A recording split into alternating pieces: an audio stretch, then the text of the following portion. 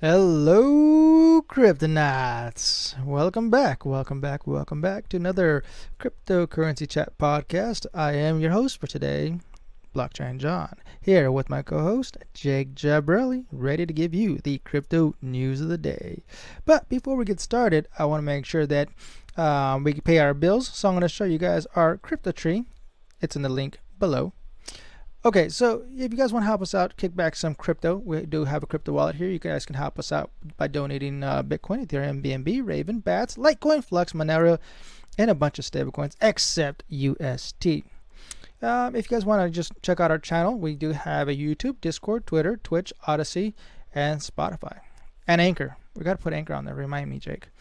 Anchor, that's right. Yeah, I don't know why it's not on there. That's odd, huh? Okay, so anyways, Jake, what's up, Anywhere you man? get your podcast, you can get us. So Yeah. um, What's your thoughts? Your thoughts of the day? it's been a weird day, I guess. It's not been terrible, but man, it is just. Don't listen to the news except us. You can listen to us. Don't listen to the CNNs and the Fox Newses because that news is terrible. There's What so are they much talking trouble. about I over will there? say that Johnny and Amber did have their finals with their court date Oh, today. that's right, huh? I did hear about that. They did. Everything fell in his favor. So. Of course. Why Um, wouldn't it?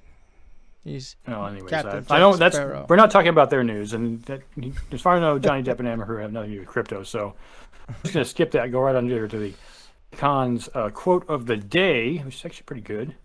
Coin is going to change the world from a money transactional standpoint, not just for Africa, but for everywhere. Here you go, Akon. Good stuff, man. Then the job, which we normally do first, is from Kraken. Very low entry level position, only 2 years of experience needed, operation associate, CFL. It's one of the largest and most trusted digital asset platforms globally. We are empowering people to experience the life-changing, and I do believe in that, potential of crypto, trusted by over 8 million consumer and pro trader institutions and authorities worldwide. Our unique combination of products and services and global scales toward mass crypto adoption, which of course John and I would love to have. We're only just getting started. We want to be the pioneers in crypto and add value to the everyday lives of billions. Now is not the time to sit on the sidelines. Join us. And then their responsibilities for this particular job. I'm going to read everything. You can see it for yourself here by checking out our link in our Discord. You got to check that out. You want to see this link. Become an expert. That's what I mean. Become an expert in crypto facilities, platform, and products. Regularly report to member issues and recommendations, criticism, and trading activity. Assist with onboarding of new members. Be comfortable interacting with high-value members and stakeholders of all levels of the organization. Stay updated on industry knowledge, compliance regulations, and company policies. Daily operation system support to ensure the smooth day-to-day running of the platform. Collaborate closely with product engineering, yada yada. There's a lot of stuff here. They do mention 2 years of financial tech or financial services experience assisting high value clients. Everybody wants to help with high value clients because they're worth a lot of money. So they also mention you probably know Excel and Python and SQL is a nice knowledge to have. If you have those two things, most programming people probably do. And if you don't have that 2 years of high value client experience, I would just say come reach out to us. We are high value clients, and you can help us out. Exactly. Also, you need to be calm under pressure. John would be terrible for this. Let's move on to our news. We can get this done in less than half an hour instead of taking 45 minutes like we've been doing. We've honestly been shooting for a half-hour show, so we don't want to waste anybody's time with this. I'm going to get right into the first news here. It's about Kanye West. Only going to be on the title screen because he's popular, right? Kanye West stakes claim for NFT and metaverse trademarks off of Decrypt by Andrew Hayward. In January, I'm going to read a little bit of it, but not all of it. January, rapper, producer, and, well, if you don't already know who he is, fashion designer, Kanye West, otherwise known as Ye, shared an Instagram image of a handwritten note, included the line, quote, "Do not ask me to do a fucking NFT," end quote. He added, "Ask me later." Despite that apparent reticence, he may now have plans to enter the space. It's always about the money, isn't it? Isn't it, Ye? Come on, you know it's about the money. based on the newly filed trademark applications. I'm going to keep calling him that because that's what he has to be called. Mascot, yeah, I guess it's Mascot Holdings, has filed 17 trademark applications with the United States Patent and Trademark Office, or the PTO, including mentions of a potential non-fungible assets and metaverse experiences. In particular, one filing notes the potential for, quote, providing an online marketplace for buyers of crypto and digital collectibles, currencies, tokens, and assets. Yay! Oh wait, no, that's his name. The applications all center on the use of the Yeezus brand, or Yeezus brand, which was the name of Ye's 2013 album, as well as the long-running tour. Trademark attorney Josh Gurman of Gurman Intellectual Property discovered the filings and tweeted about them earlier today. So yeah, he doesn't want to do a fucking NFT. Oh wait, ask me later. Yeah. Yeah, the money, it just never gets to pass them. I don't care. Once you start making money, if you guys don't know this already, money follows money. It's not just a nice saying. It's true. It's accurate. If you bring a good name, or if you bring, let's say, $10 million to the table, people are going to go, oh, you have money. And you're going to say, yes, I'm a crypto millionaire. Or I'm Ye. No, anyways. I am Jesus. Jesus. Anyways, I'm not going to go on and on about this because it's just an announcement and it's not so much something that I think of anything more than just a title character to put on the. So like I said, money follows money. People are going to see his picture, so they're going to go, oh yeah, this guy's famous. We should totally buy his NFT. Yeah, idiots. Okay. So another article coming in from Decrypt.co, written by Andrew Asmakov. Elon Musk fires back at Dogecoin. Co-creator over grifter claims. Let's see. Or Jackson Palmer we're talking about. Yeah. Tesla and SpaceX chief Elon Musk took to Twitter to respond to Dogecoin creator Jackson Palmer to claim that Musk struggles with computer programming. What? Saying that even his kids wrote better code when they were 12 than Palmer. Wow. Ouch. Boom! That's a low blow. Smack. In an interview with the Australian news site Crikey earlier this week, Palmer said he had messaged Musk on Twitter several years ago after creating a bot that would detect crypto scams on Twitter and automatically report them to the platform. According to Palmer, during the exchange, Musk asked how to run the Python script, which led him to the conclusion that the Tesla boss didn't understand coding as well as he made out. So they pretty much started talking smack a few years ago, huh? Oh, yeah. He's always been in that boat. He's a finance guy. He's not a coder. Right. That's always been true. Just because he portrays himself as a brilliant, and he does the stuttering thing like the stereotype of a typical engineer. I'm not saying all engineers are that way, but a lot of engineers are not socially, He's a grifter. He sells he's totally bullshitter. He sells a vision and hopes that he can one day deliver what he's promising, but he doesn't know that. He's just really good at pretending he knows, says Palmer. My opinion on him and all billionaires is that I don't care much for them. Yesterday, Musk clapped back, ooh, and didn't spare words for the Australian programmer either. Quote, my kids wrote better code when they were 12 than the nonsense script that Jackson sent me, wrote Musk. Like I said, if it's so great, he should share it with the world and make everyone's experience with Twitter better. If he does, you will see what I mean. Definitely sounded like Elon. I trust your impression. That's Elon. That's my impression. He says at the very end of his tweet, he says, Jackson Palmer is a tool. Pretty much, yeah. So, I mean, think it's just... This is one of those news articles that they're just clapping at each other. Yeah, it is what it is. All right, let's move on to the next one. This is the hot calling the kettle black. Anyways, moving on. DOJ charges former OpenSea executive in insider trading scheme by Stacey Elliott on Decrypt. This is exciting news in my opinion because it's like... I already know that OpenSea is kind of suspect. Yeah, I agree, 100%. So when I saw this came out, what was I doing? Oh, I was doing I was exercising, and that news article came up, and I was like, so what? Close my phone. I was like, I'm not even gonna read it because I'm not surprised. This is confirmation of reality. So, OpenSea CEO Devin Finzer previously told Decrypt that some suspicious NFT trades made by a former executive had been misframed as insider trading. Today, the Department of Justice called those trades insider trading. So it really is insider trading. I was glad to know you know what it means. FBI and the Department of Justice arrested and charged Nate Chastain, a former OpenSea product manager, with wire fraud and money laundering for alleged trades he made using insider knowledge of which NFT collections were going to be featured on the marketplace homepage. Yep. I hate to say it this way. I'm just going to make a quick commentary on this. Is the the thing that people don't realize is that even though it seems like nothing's bad, you're like, oh well, this is normal. This is nothing bad. It is bad. It won't be glaringly obvious until you make a boatload of money at someone else's expense. Well, okay, so Can't this is do what those this is things what because happened. because this is what causes people to sue you. So this issue here, I think it's from last year. I think it's just a rollover from last year's incident. Maybe it's another case from OpenSea, but this thing what happened was I think it was the Bored Apes, or it was one of those collectible NFTs, those community group NFTs. So they ended up buying like a whole batch of them, like 30% or 40% worth of the entire collection, because the insider trading was that these are going to go up in value, and they're gonna manipulate the market to make it appear that's going up in value.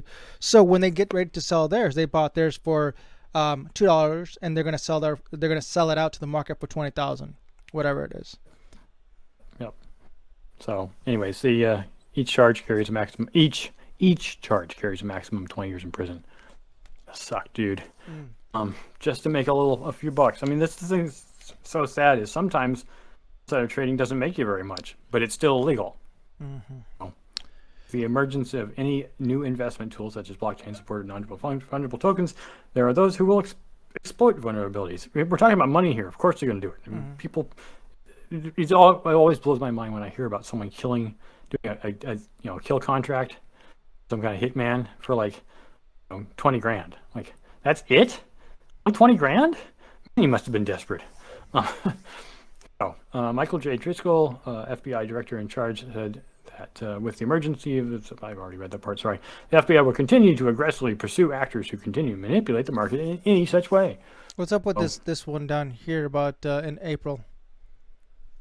Was that for the check that part? March. Okay. In April, after growing concerns, the traders have been taking advantage of the company's listing process.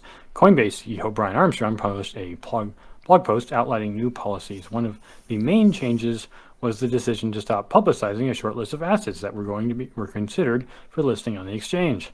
Although he didn't address it directly, the post seems to be a reaction to allegations that a trader was able to gain access to a list of coins that Coinbase was considering adding to its exchange before that list had been made public in the company's blog post. The trader was able to buy $400,000 worth of tokens on Coinbase shortlist one day before they increased the value to 42%. Wow. That is something we do talk about this, because as soon as you ever notice when a coin suddenly rockets up, it's because it gets listed on Coinbase. Yep. The Coinbase FUD. That's another insider trading BS going on here. But in any case, if it's an unfair advantage, and that's the thing. You can't have an Brian unfair Armstrong advantage. is going to be charged for that as well. Probably. Yeah. All right. Next news continuing article. on. Crypto Potato. Andrew Thorovalos writes, Solana goes down for over 6 hours. Validators prepare for a restart. The Solana network has once again experienced technical difficulties, causing the blockchain to halt block production and transaction processing. After multiple hours, the team has identified the problem and is coordinating a network restart among validators. According to the Solana blockchain explorer, Solana Beach, a transaction has not been processed on Solana for 6 hours and 48 minutes at the time of writing. Solana Status reported the problem on Twitter less than 3 hours ago and called on all validators to be prepared for a network restart. What? Okay. Later, the team identified the cause of the problem, a bug in the durable nonce transaction feature led to non-determinism when nodes generate different results for the same block, which prevented the network from advancing, they explained. Ooh, so it was an infinite what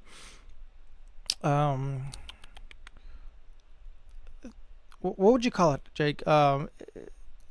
It's the node is thinking indefinitely without coming to the conclusion. And it didn't reach a conclusion. That was I don't know what you call that exactly, but it's basically stuck in a loop. Yeah. So Yeah. that's when you get stuck and you gotta reboot. But this is the problem. It's like you're not actually doing physical work, just waiting on just one processor to do it. I mean, the nice thing about proof of work is you got hopefully hundreds of thousands, or at least thousands of other machines also sending information back for the blockchain. You don't have to worry about some dumb computer, one dumb computer getting stuck. Someone else solved the problem? Okay, well, let's talk to him. Okay, how many people verified it? Oh, that's been verified 60 times? Okay, ignore that other person who's failing. Move on. That's the great thing about POW, proof of work. We don't get stuck this way like centralized coins do. Anyways, do you use Solana? Do not. You have never used Solana. Nope, I don't own any Solana at all. Considered buying it, but I don't mind that it's easier to trade. You know, it's obviously faster and easier than Ethereum is, right. But it does bother me. Not quite the way Hedera does. Hedera is much, much faster and has far more transaction capabilities, even though it is somewhat centralized still. It's more. I like Hedera better as a contrast to Solana because it's not centralized on like just a few. It's centralized on 38 different companies across multiple different types of business. I don't feel like that is as bothersome is what Solana represents. I mean, obviously, Hedera is not worth nearly as much as Solana is, but yeah. I'm also a Dynamo maximalist, so. All right, let's head on over to the next news. Article is from again from Crypto Potato, also written by is this the previous one was by Andrew? Yeah, okay. Andrew Thaverlos writes this one as well. Jesse Powell explains why Kraken listed Terra 2.0. This was very interesting to me. Yes, please read. Please, let's find out. So Jesse Powell, CEO of Kraken, explained on Friday, was before the Memorial Day weekend, why his exchange decided to list Terra 2.0 despite the collapse of the original chain. The crypto community showed skepticism of the move, given Terra's loss of credibility over the last month. They must be credible. Like, who paid you, dude? When questioned about the listing, Powell explained that he primarily went forward with it due to client demand. Okay. He argued that the exchange, like Kraken, must stay competitive by ensuring that all major tokens can be traded in one place. Okay. Quote, not supporting one coin people demand could cost you the entire account, he said. Listing isn't an endorsement. So when he says client demand, is he talking about Do Kwon?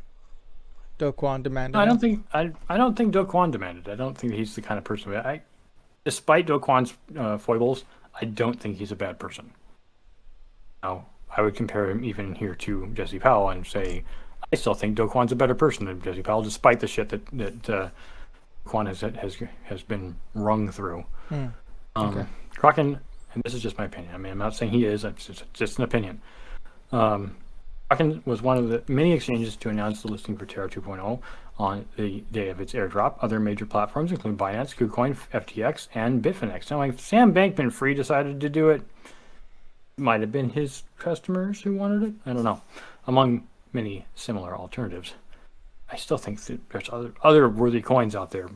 Anyways, Terra does still have a lot of clout despite being devalued. Some found the move extra surprising coming from Powell, however, who has shown strong agreement with the Bitcoin community on ethical issues in the past surrounding Terra. Many Bitcoiners, such as Coinmetrics co-founder Nick Carter, were loud critics of a stablecoin model both before and after its collapse. Carter was the first to question Powell about the move. After Powell's response, MIM, or was it Magic Internet Money podcast host Brad Mills continued the discussion, claiming that Powell's listing erodes reputation with Bitcoiners. I'm not going to read the whole thing, but basically he's claiming it's the customers who are doing it, but you can see from the other large exchanges also listing it. It's like, well, it has to be listed out there. I was like, to me, that's a bullshit excuse. Mm. The reason I say that is because there are so many other worthy coins out there. Terra Dynamo. 2.0 is not worthy.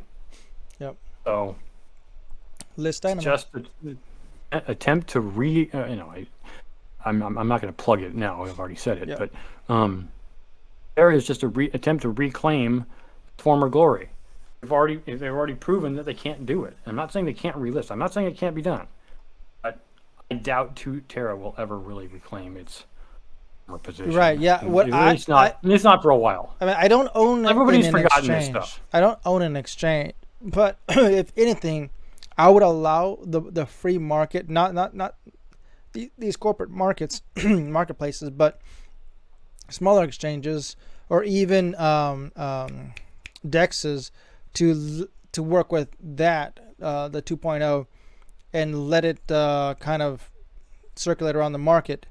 But if you ask me, these big heads decided that they wanted to front run on it and buy a bunch up so that they can give it to their customers, which in reality all they did was just screw everybody over. It's a money game. Out of the money, you know the money. I'm not saying you can't make money in crypto. You certainly can. You got to get in some project that's good. Mm-hmm. And I know I'm hinting at something without saying his name. So let's just get on to the last article. Okay. Last article on Crypto Potato, written by Andrew Thorovalas. Over 1.2 million Ethereum transactions failed in May. Ooh, double clap. Yes, I'll say that again. 1.2 million Ethereum transactions failed in May. Ethereum's failed transactions count soared by another 1.2 million in May alone. That's up 200,000 from last month's figure and over 2% of all failed transactions in its history. According to the Blockchain Data Explorer, Blockchair, exactly 1,228,131 Ethereum transactions failed between May 1st and May 31st at the time of writing. Transaction failures may occur due to the number of different errors, including if transactions are signed by the wrong sender or if someone attempts to send negative funds. They may also be due to insufficient funds being provided by the sender to pay for transaction fees. High fees have become long-standing issues for Ethereum, with the cost of gas soaring as high as 474.57 gwei at the start of the month. Gas is that's pretty much how it is here in the Bay Area, bro. I mean, petrol or fuel, yeah. But the reason it went so high was because of all the transactions going on. That's mainly what it was. You know, Ethereum only goes high when you can't squeeze in more transactions through the portal, the tiny little portal it provided. Mm-hmm. There's a little door. It's only made for midgets. Sorry, little people. That's still not a good thing. This is still so.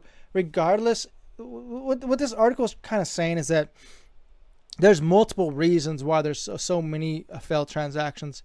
To me, that's an excuse. There should be a resolution. There should be an ease of use. We both used the Ethereum network, and we both know that it's not quite that easy for the general public to understand. So, yeah, make it easier or eliminate it in its entirety, or just encode it on the back end. Like fees already included. I know. Whatever you're going to do, fees included.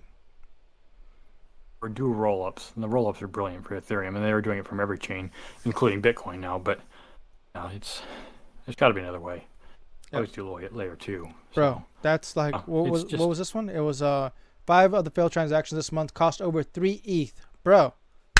Double clap. Yeah. I've never what? Yeah. Jeez, that's actually a triple clap. $6,000. That's crazy. That's to $6,000. Oops, it failed. You still got to pay $6,000. Yeah. What? Well, you remember the Constitution DAO? You remember all those transactions? Yeah. That was terrible.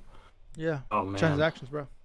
It's funny because people are like, oh well, ETH is the best place to transact. Like, look, if you've got a ton of ETH, great for you. You got in early. But for the rest of us who don't have hundreds of thousands or even just hundreds of ETH, not really willing to sacrifice, a fractional ETH, which was $100 right now, is what, 0.02 ETH or something? 0.02? Yeah, it's 0.02. 0.02 of 1 ETH isn't a whole lot. It's like 1/50th. That's not a whole lot. But at the same time, it's like, it's not a lot when you have a lot of ETH. It is a lot when you have not a lot of money. ETH is not the way to go. Just like Bitcoin. I quit with Bitcoin too. I might have a little bit here and there, just because it's leftovers from stuff I did a long time ago when Bitcoin was inexpensive. Just have dust. But that's just dust. Nothing is. I don't even think I have 0.1 Bitcoin left. But it's not. It's because of the USD value. Now, if we were just going off of Bitcoin value, yeah, that'd be different. But unfortunately, we still trade with USD, fiat, not the stable coin. You didn't say UST. Yeah. Well, it sounds the same in English. There's so many of those E-sounding letters. There's like 7 of them or something. Yeah, we're weird. We have all these weird letters that sound the same. All right. Well, the news is bad, I guess. And when do I go a little quick to Satoshi's here? From a mining perspective, having been a miner for now 8 years as of this month, it's taken me a long time to really comprehend the value of a down market. I know it sounds like a contradiction, but there really is a strong value in a down market. One, most people hate it. There's opportunity. 2, it is the best time to buy. Buy the dip. Buy the dip. This is our mantra. It's going to be on one of our shirts. Buy the dip. Probably say, well, that's of course that's a great idea because the price is cheap. Yes, the point is you have an advantage over so many people. You're buying when it's low because most people put all their money in when it was high. Now they don't have that money anymore. Hopefully you were smart and only spent 10% of what you're worth on crypto, which means you have more money left over. So if you lost that 10%, okay, maybe you can make it back over a couple of months. So what's your saying though? Market is down, and there's opportunity. So, but particularly with, as I said, mining. That was my point. With mining, cards are cheap. Yep. Now, will you make your money back right away? No, but that's never what it was about. When you're a miner, hopefully you recognize that it's the long game. Buy the hardware cheap right now when it's cheap, because it's very cheap compared to what it was only 6 months ago. You can get an AMD 6600 XT for like $350. You can probably get a used one for $250. That's incredible because, like I said, only 6 months ago they were on $800, $900 a piece. That's like a third to a quarter of the price. That's a great price. Now, yes, can you make a lot of coin with it? No, but you're not supposed to sell right now. You're supposed to mine as much as you can right now and hold. And I'm not talking about Ethereum because Ethereum's going out the door pretty soon. There's plenty of other coins out there that are based off Ethereum or even based off something else like Bitcoin that you can use a cheap card, even if you own one right now, to mine. Mine and hold, mine and hold. HODL, stack sats and HODL, stack sats and HODL. Mine and hold until the price triples, quadruples, pentuples, dectuples, multiplies by 10 or 50, or just hold on to it. Mine it and hold it. Yes, you're going to be losing money right now, but you have no intention of selling right now because that would be stupid. So this is what I'm saying. A down market is a great time to buy, a great time to buy hardware, a great time to mine. And yes, you're not making money on it. That's not the point. The point is the market will come back and then you will become a crypto millionaire like you want. Buy now. Now is the time. That's my 2 Satoshis. Cool. Don't invest what you're willing to lose. Yeah, 10% was my rule, so that you know that you're 10% of your value. So if you say if you have $1,000, do 100. That way you don't feel like you lost a lot because it was only 10%. If you make a lot of money, great. And then, like I said before, I think I've said this in previous podcasts, sell to cover, which is if your value put in was $100 and it goes up to $200, sell $100 of it, keep the other 100, and let it ride. And that's free money. You can play with it if you like it. If you lose it, you got your money back already, so it doesn't matter. Yeah. Second, there's my 4 Satoshis. All right, let's close it up. Oh, all right, everybody. We appreciate you listening for our actual official half-hour show. We made it to exactly a half an hour with my diatribe at the end. So, as we say in our T-shirts, and I need to get up on our website. We need to get our website up, but there is still a way you can buy the shirts, and we'll put that in the links. Stack sats and HODL. Adios.